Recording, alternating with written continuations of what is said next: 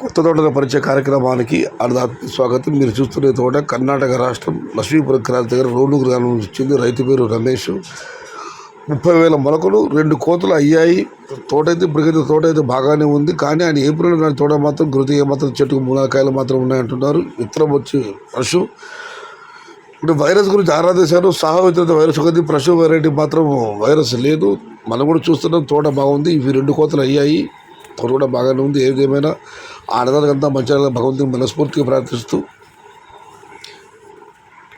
భావదేవుడు Syed Shahtaj